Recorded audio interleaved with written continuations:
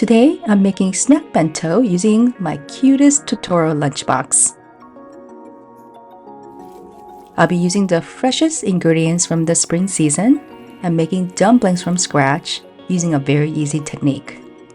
For pretty bento, making spring chive dumplings filled with pork, tofu, and potato glass noodles. The star ingredient today are these spring chives from the garden.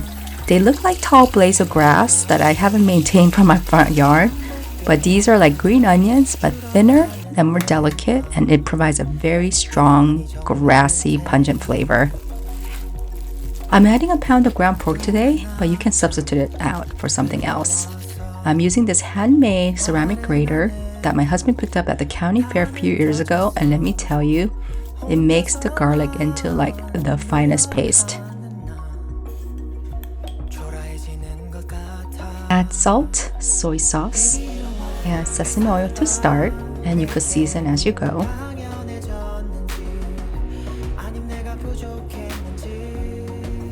I'm using tofu in this recipe because it provides such a nice fluffy texture to my dumplings.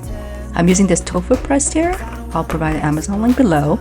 This press squeezes a lot of the moisture out of the tofu. Look at all this water that came out in about 20 minutes. Take the tofu out of the press and crumble with your hands. It is important to have the tiniest pieces. If you don't take the tofu liquid out first, you risk your dumplings being waterlogged.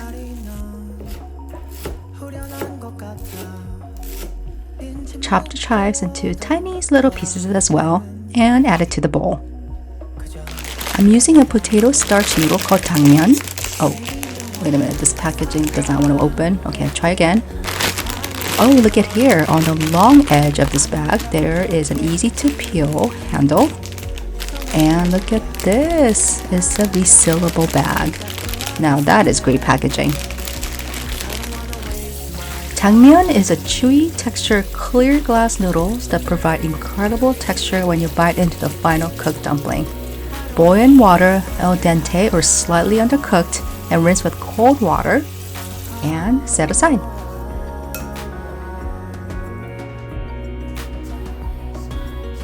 These noodles can be really tough when not cooked through, so use any tools to chop these into little pieces.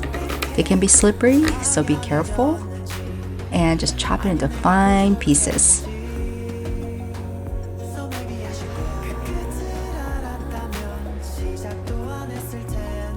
I always say use your hands to mix everything through. It is the best tool to fuse all the ingredients together. Look at how pretty everything comes together.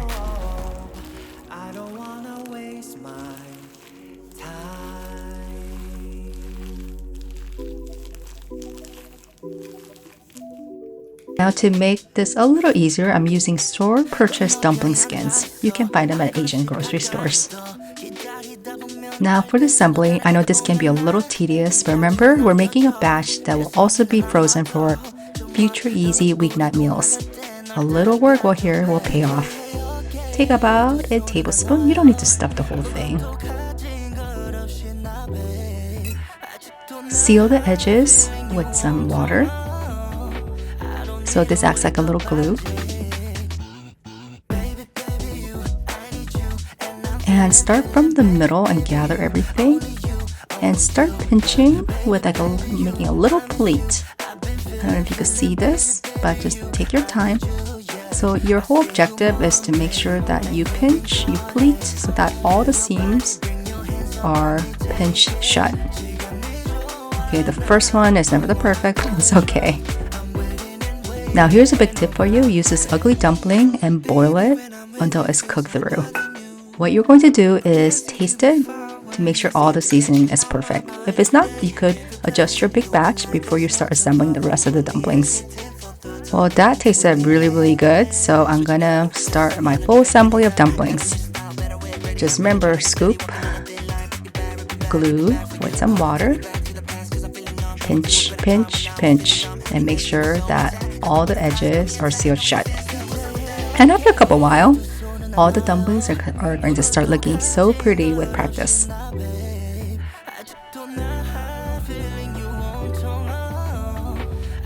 There's other beautiful artistic ways of folding dumplings, and maybe I'll save that for another post.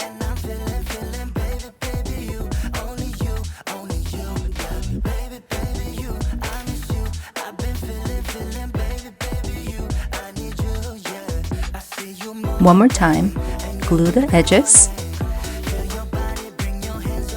bring everything to the middle,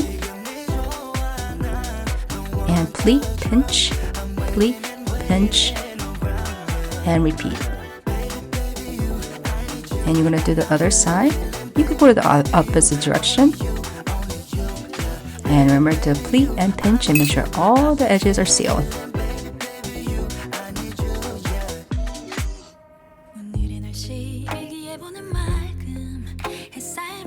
Even though making dumplings was a little tedious, look at this, the reward.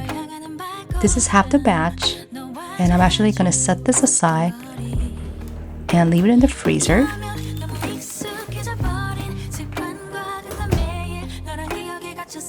And in the meantime, I'm going to take the other batch and make myself a little snack. I'm using neutral oil to heat my pan, and I'm going to be making pan-fried, also steamed dumplings using a double technique. Assemble the dumplings with the pleat side up and slightly toast the bottoms until they get a nice and a little bit crispy. Then what you're going to do is add a little splash of water and watch out and cover it. Now this is a steaming process.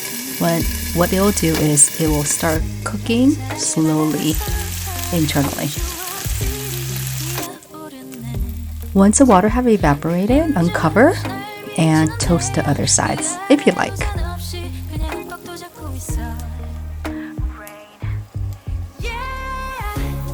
I'm obsessed with Totoro and I'm obsessed with his lunchbox. So I'll be linked below on where you could purchase it. And I love this size because it's great for snacks.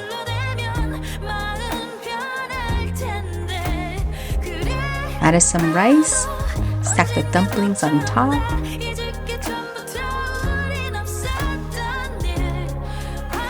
And add some snow peas and some of those fresh chives. Look at how pretty it is. I'm drizzling over some soy sauce and white vinegar sauce.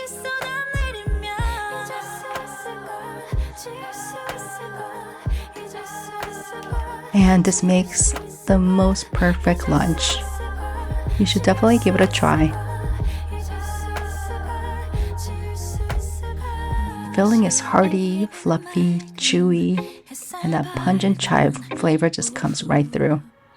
I could probably eat like a dozen, but this is perfect. Now your dumplings should be nice and frozen now. Take it out of the freezer and transfer it to a labeled Ziploc bag. These can stay in your freezer up to 3 months, but I promise you, they don't last and you will end up making another batch soon. If you like this video, please subscribe to my channel. And on the comments below, let me know what you would like me to make you for the next Pretty Bento video. Enjoy!